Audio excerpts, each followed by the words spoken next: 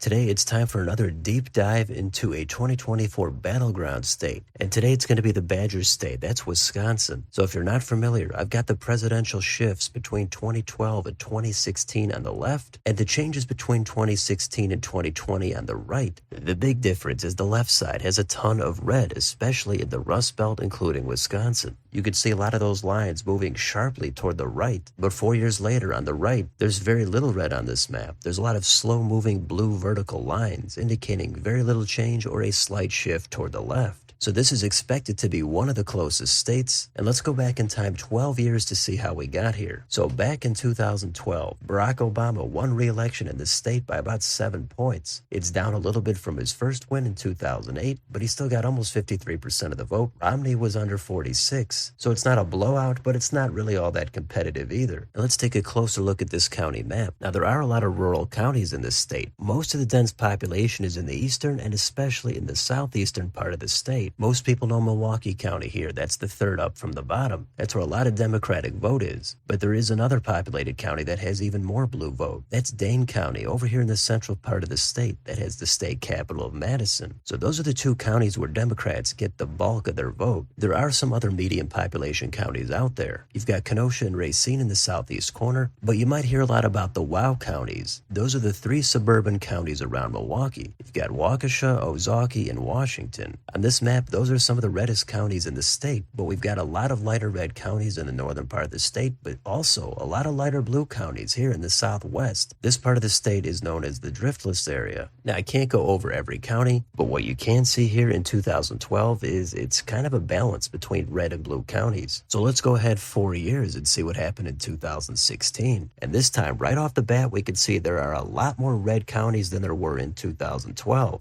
Well, that was the upset where Trump won the state with 47.2%. Hillary Clinton got 46.5%. There was a decent amount of third-party vote, topped off by Gary Johnson pulling in 3.6%. So Hillary doing about 5.5 points worse than Obama. Meanwhile, Trump doing more than 1 point better than Romney. So that's more of a reduction for Hillary than it is a boost for Trump. But let's look at some of these counties. Let's start in Milwaukee County. Hillary over 65% of the vote, Trump under 29%. The surrounding counties, Ozaukee, Trump at 56%, a massive 67% in Washington, and an even 60% in Waukesha. In the two counties in the southeast, Trump with a 4-point lead in Racine, and less than a half a point in Kenosha. But Democrat strength is in Dane County. Hillary still topping 70% there, while Trump only at 23%. Now let's jump ahead 4 more years. Here, Biden gets the state by under 1 point. He's at about 49.5%, Trump at just under 49%. So Biden does more than 2 points better than Hillary, and Trump also improves on his margin by about 1.5. This time, the third-party vote is much lower. Joe Jorgensen had the most with just over 1%. It's just not quite as red as it was 4 years earlier. We'll take a look at some of these margins in just a second. But if we go down here and sort by the most populous counties, you can see in Milwaukee and Dane, that is just an absolute solid bastion of deep blue vote. Biden getting both of them by over 40 points, including 53 in Dane. Now that's going to be tough for Trump to overcome, but even if he does just 1 or 2 points better, there's a lot of vote there that could change the outcome. Now in the next bunch of medium population and suburban counties, those all go to Trump, but the margins are not massive except in Washington County where that was a 38-point advantage. Some of these are narrow, just in single digits. So if those counties swing a couple of points to the right or left, that could easily be another thing that changes the winner. Now let's get on Ballotpedia and look a little bit closer into these counties. Let's start in Milwaukee. This county has about 16% of the population, and it's not too far off from where it was 8 years earlier in 2012. Democrats a couple of points better, Republicans a couple of points worse. Let's go north to Ozaukee County. Here you can see the trend heading toward the left. This time Biden doing almost 10 points better than Obama did in 2012. And Trump has gone from the mid-60s down to the mid-50s. Next door in Washington, this county has largely stayed the same, but it's going to be a place to take a look at. How about Waukesha? Here it has started to shift a little bit toward the Democrats. Biden getting close to 40% last time, and Trump dipped down under 60. If we go to Dane County, Trump worse than Romney in 12, but basically the same as he did in 16. However, with less third-party vote, Biden over 75% last time. Now, Wisconsin is known for its working-class voters that have shifted toward Trump, so you can look at a lot of these less populated light red and light blue counties, and you'll see that some of these went for Obama in 2012, but they have sharply gone toward Donald Trump over the last 2 elections. So this driftless area in the west and southwest part of the state, this could be an area that Trump could theoretically make some gains if he's going to lose some vote in the suburbs. There's a bunch of other counties that have very little population. Those counties, Trump is now easily hitting 60, even 70% in some of these counties. You also might want to take a look at Brown County. That's where Green Bay is. Trump last time won it by 7, but it is a small reduction from his win in 16. So there's a lot of other counties on here. There's a few blue ones at the top of the state. I can't go over everything, but as with every video, all the links will be down below in the description. Now, I already mentioned those suburban wow counties. Just to highlight them for an extra second, Wikipedia has the presidential vote in just those 3 counties. You can see Biden last time got almost 38% of the vote. That's the highest for a Democrat since 1988. So Trump cannot bleed too much vote in these counties. If he is, he's going to have to try to make up for it in Milwaukee, or squeeze out a little bit more vote in those lighter red or lighter blue counties in the driftless area. Now, if you want another way to take a look at this vote, we can get on this 2016 map, and this will show you all the data on a precinct level. So at first you can see the counties, but then you could zoom all the way in and see what happened on an individual precinct. So it's not a surprise in extremely blue Milwaukee, Hillary getting close to 100% of the vote. You go farther out, that's where you start to see a lot of red. And it's the same thing in some of these medium-sized cities that have undergone some industrial decline, like Racine, Kenosha, Janesville, and Beloit. So it's a very polarized electorate. Now we could do the same thing in 2020. These are the individual precincts, but this time we could take a look at the shift between 16 and 20. If we do that, we see a smattering of red and blue, but the problem here for Trump is there is a lot more blue once you go closer on these heavy populated areas. If you pull in on Madison and Milwaukee, pretty much all of Madison shifted hard toward Biden. And in Milwaukee, there's a lot of blue. However, one positive sign for Trump is there are some lighter red shifts on here, including even a few darker ones here. But the suburbs around Milwaukee, that has the blue shift. So it's a fascinating state. Much of the focus does get put on the southeast, but once you add up all the vote in the northern or the western part of the state, it all comes out to a state that's nearly perfectly balanced. Now, another thing that I mentioned is the third-party vote. And if we look at this map here, we can see which way the counties have shifted between 16 and 20. We've got the red and the blue arrows, and again, there's kind of a mix. If we look at the most populous county like Milwaukee, the third-party vote dropped by 4.2, and in the midst of all that change, Biden gained 3.5, Trump gained 0.7. And if you look right next door in suburban Waukesha County, there, after everything was counted, the third-party vote dropped by 5.6, and Biden actually gained 5.6, and Trump lost 0.1%. So it's not all about the third-party vote.